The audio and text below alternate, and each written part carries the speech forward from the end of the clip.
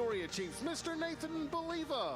Thank you, Dustin. Welcome out to Dozer Park. We thank you for joining us here this evening for a doubleheader as we get ready to take on the Cedar Rapids Colonels. Joining me today, Dylan Carlson, one of our outfielders. And how you doing, buddy?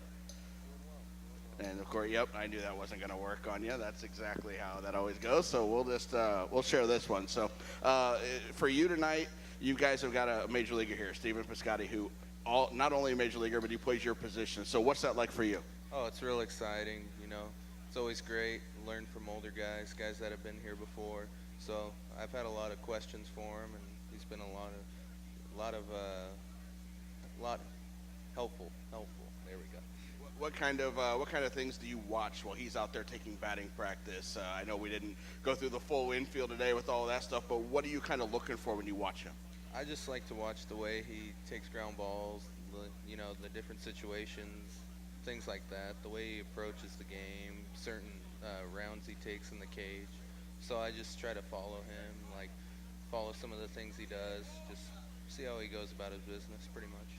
Obviously not a situation where we want guys to be hurt to be down here, but it ends up being a great experience for us on the staff, for the fans to come out and watch a major leaguer, but for you guys too as well in the clubhouse. Yeah, no, it's been great, and we always welcome these guys. It's a lot of fun when they come around. The way the Chiefs, I mentioned with Danny yesterday, the way that road trip ended, the offense was seemed to be clicking on all cylinders there, especially in Bowling Green. I don't know if that's a hitter's park or if you guys just kind of got going there. How did you kind of to see that series and the way it finished with a couple wins? We just put together a lot better at bats. Just played hard pretty much. Things started going our way, and it was big.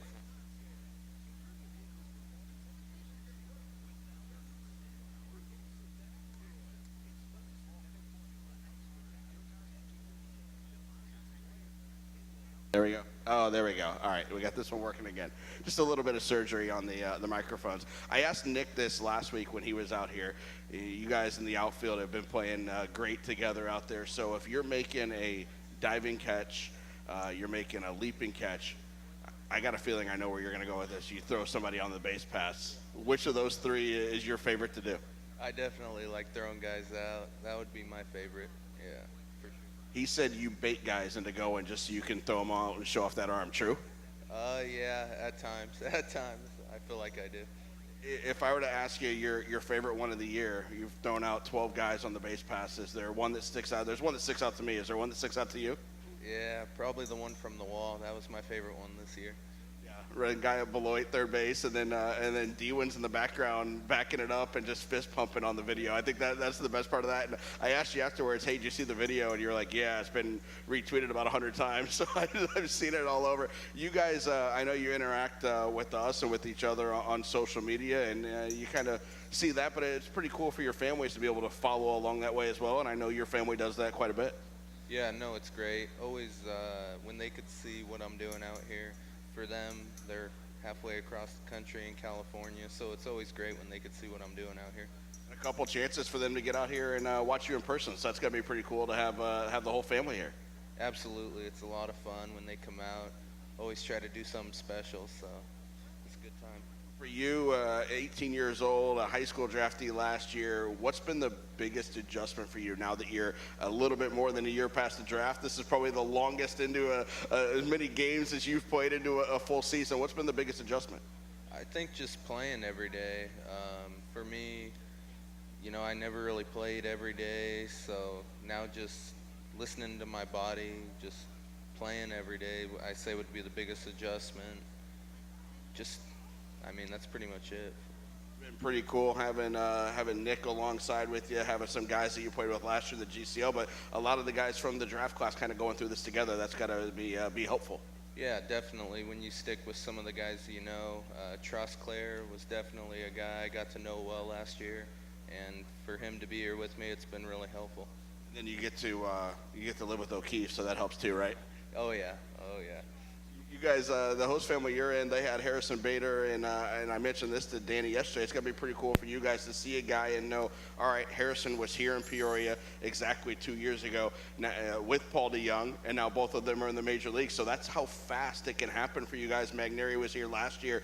Pretty cool to see those guys go through, watch them in spring training, play with them in spring training, and now we all look and see them in St. Louis having success.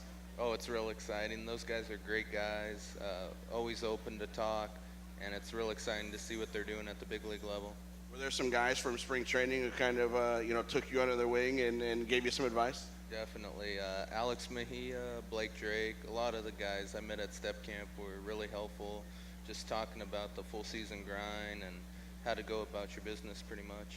And so next year in February, even though you'll only be 19, you'll be that grizzled veteran who's helping somebody from this year's draft class. Is that the way it works? That's what I'm hoping. So I'll pass along anything they need and just tell them about my experience. Well, have fun out there today watching Piscotty, and you'll be hopefully coming in and taking his place. And I guess the 6th or 7th inning when he's done getting his work in. And good luck out there tonight. Appreciate it. Thank you. All right, Dylan Carlson, appreciate it. Go get your work in, and we get ready for the games today for the doubleheader. And let's see if we can get this one ring. All right, we'll just keep that one there. You can head in if you want to. Perfect. Appreciate it. Thanks, Dylan. We get ready for this entire homestand here. Rained out yesterday. That gives us this doubleheader against Cedar Rapids here today with a pair of games. We'll have 7-inning contests against Cedar Rapids. We'll have about a half an hour in between games. We'll play Cedar Rapids again tomorrow. The Friday night contest is also a 7 o'clock ball game. We'll have post-game fireworks coming up on Friday as well as the Chiefs take on the Cedar Rapids teams. Actually, the last time this year we played Cedar Rapids, they're already into the playoffs, having finished as the wild card entrant from the first half of the year. We get into Saturday as well. We've got Bradley night here on Saturday. We've got our Gift of Hope Oregon donor night. We've got post-game fireworks coming up on Saturday. It's also the Kaboom bobblehead giveaway from Bradley University and superhero night.